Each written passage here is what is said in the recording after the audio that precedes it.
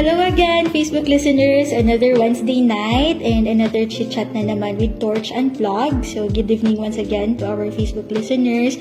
And now, for today's episode, we actually have a new recruit.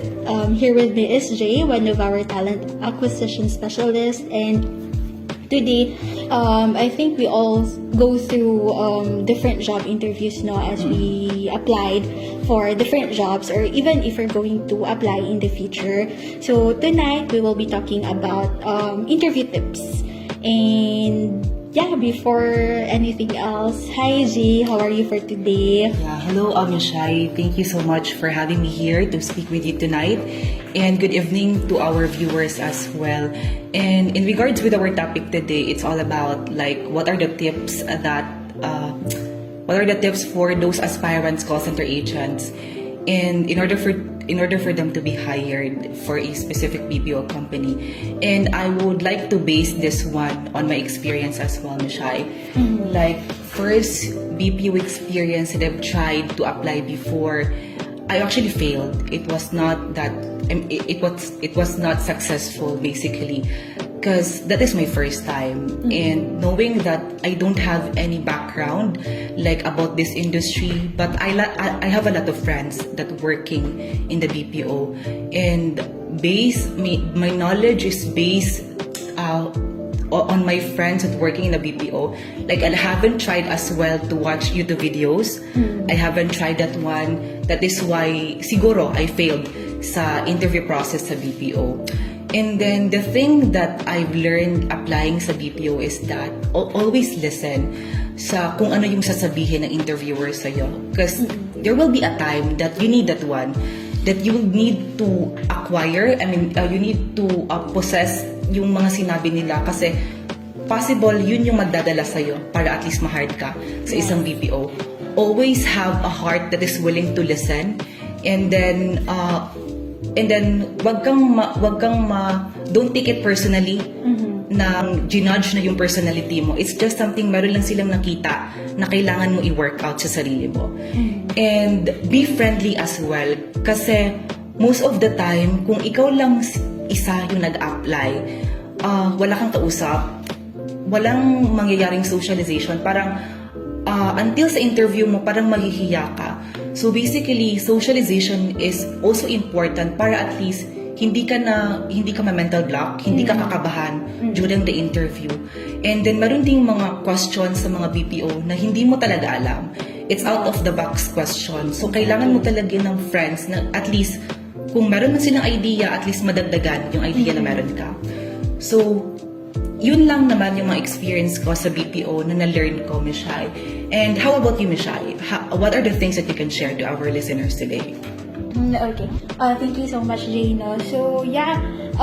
First and foremost, I think we had a different na pinagdaanan when we both applied for a call center job. So, I think we applied for different companies, Personally, for me, as what I mentioned last episode, I was actually referred by a friend.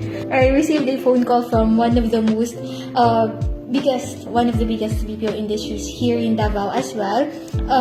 For that naman, because I think with the BPO industry this time, they are very diverse now when it comes to the recruitment process. We have over-the-phone interviews since pandemic happened. So if you've submitted any applications online or through other job portals, of course, you have to make sure that your lines are always open and that you have a good signal in your area. So really expect a phone call if you submitted any application. So luckily naman when I received the call, they just asked me a few sets of questions more on personal information, and then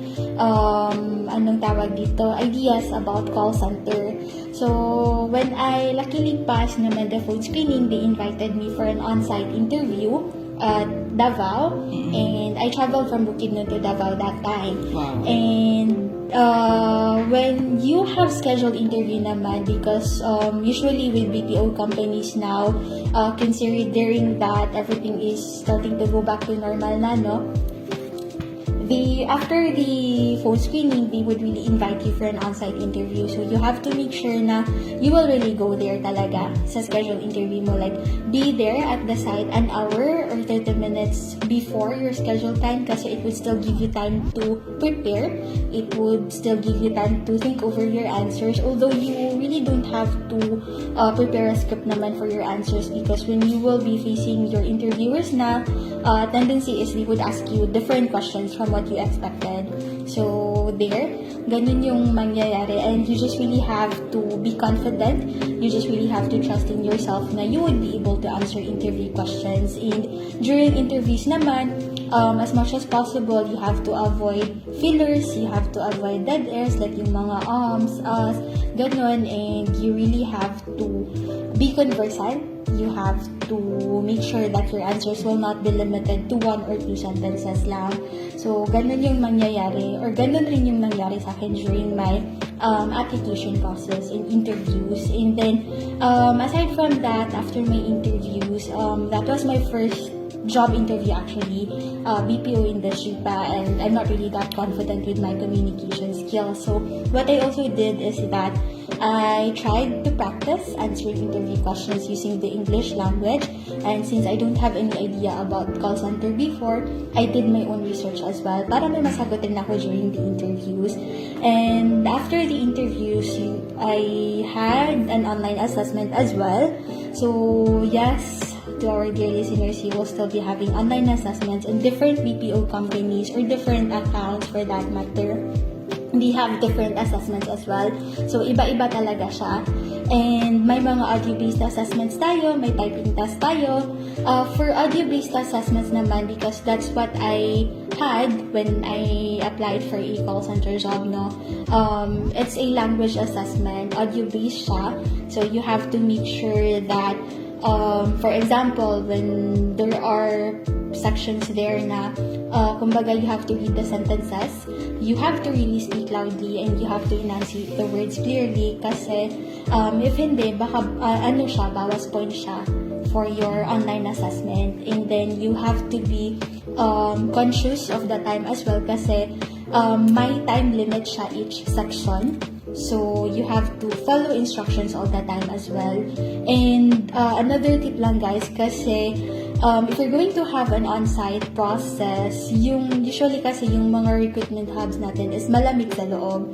So, just bring your own jacket na lang rin para comfortable ka lang during interviews and online assessments. And after the online assessment naman, Jay, I had my final interview. Now, this is the most crucial part kasi hindi na lang yung communication skills mo yung i-gauge nila. So, we are also going to gauge your commitment. And for this one, you really have to assure them that you would be able to stay in the company for a long time. Aside from that, it's not just about your plans, yung mga tanong nila sa'yo. They're also going to ask you about your work ethics, your, how you deal with different people in the workplace. Like, I can actually recall, during my final interview, the interviewer asked me kung ano daw ba yung mga hinahanap ko in a job or in a company. And one of the things that I mentioned is the people that I'm working with. And then after that, may follow-up question pa siya. Yung follow-up question niya is, not the exact word, but yung thought is, what if you had a toxic coworker? What would you do? So, yung sagot ko before is I would ask to be transferred to a different account, which is a red flag na siya, looking back. Kasi, when you will be working in BPO or any industry, you will really encounter different people or you will be working with different people. So, you just really have to be professional about it. You have to set aside your differences and you have to really work together for you to be able to achieve your team's goal. So, yeah, that's just my personal experience naman. And my takeaway is that you just really have to be confident. And tama yung sinabi ni Jay kanina that you have to heart that is willing to listen because after interviews, your interviewer will really give you a feedback kung ano yung mga things to improve, kung ano yung mga things na commendable, and you really don't have to take it personally as what Jay mentioned, kasi that is for your own good rin. Exactly. That is for you to learn, and that is for you to be well prepared for if ever you have plans to apply in different companies naman. So yeah, that's just my personal takeaway lang naman, or personal anong tawag dito, experience. And again, if you're applying for any jobs, you really have to do research about the job that you're applying for. So there you have it. And aside from that, I think Jay, we both experienced being asked anong tawag dito, out of the box question. Yes. So what's your personal experience about out of the box questions? Yeah. So basically, regarding with Miss Shai, before I will answer that question, I would like also to agree kay Miss Shai, because nowadays, actually nakalimutan, like basically during the interview, swerte na nga yung mga applicants ngayon. Like, hindi naman sobrang swerte. Like, way back when I was applying in the BPO, more on face-to-face interaction talaga yung interview. Unlike ngayon na meron na talagang available na over-the-phone interview. So, basically, there is a lot of resources na pwede nating tignan. You could also watch YouTube videos or TikTok content about BPO, kasi meron din ng mga agent na nag-work sa BPO na nagka-content about dito. And if you are really wanted to apply for a call center job, this is the first job that you wanted to apply, and you are wanted to be part of the industry, you can also consider Torch. We can also guide you. We will also share feedback after the interview kung ano yung mga kailangan natin i-work out sa mga question mo, sa mga tanong namin. And yeah, basically, we could also attest, Ms. Shai, like, if gusto mo talaga, there is a lot of ways. Like, Bukidnon to Davao is actually very far. And yeah, if you are really willing to apply for a call center job, you need to work for it talaga. And then, regarding naman sa experience ko for out of the box na mga question, sinabi ng interviewer sa akin na if ma-fail do ako dito sa interview ko ngayon, anong ba do yung gagawin ko? So basically, sinabi ko sa kanya na hindi naman nagsistop yung mundo ko dito sa company na to. The next day, I will wake up in the morning na I will still wanted to apply sa BPO, kasi in the first place, pumunta ako dito because I have something in me na gusto kong i-share, and I am very confident. That is actually the key. You need to be very confident, but you also need to have an idea sa industry na pinapasukan mo. So my takeaways as well, Miss Shai, is that experience is a best teacher. And doon ka talaga matututo at some point. Yes. Okay, I actually agree with that, Jay. However, with the confident, kasi may ibang instances where confidence is equals to arrogance, kumbaga. So, for every interviews, yes, you have to be confident, but you also have to humble down yourselves. Exactly. So, yun lang yung, I think those are the things that you have to, anong tawag dito? To take note of if in case you wanna apply for a call center job. And if you do have plans to apply for a call center job, guys, you can actually send us a message. You can comment on our Facebook page. You can also submit an application to our job portals, and then we would be glad to help you jumpstart your career in the BPO industry. So we actually do coachings over the phone if you're already set for for the next steps of your application. So yeah, I guess we only have a short amount of time for today, no? Sayang, and we would really love to talk more about the BPO setting pa. But no worries, because this is gonna be our Wednesday habit, and we would be having a new episode for next week. So yeah, do you have any words pa ba, Jay? For me, Miss, is wala na. And actually, nasasayangan ako sa oras. Basically, I have a lot of story. We have a lot of story to tell. Like, applying in a BPO. And yeah, that's it lang as of now. And we will get back to you na lang. And babalikan namin kayo next week, Wednesday, for another topic sa Torch Solutions Unplugged. Yes, okay. Thank you so much for that, Jay. So, guys, if you have anong tawag dito, if you have contents that you want to make, that you want us to make, please do comment it down in our Facebook page, or you may send us a message, and we'd be glad to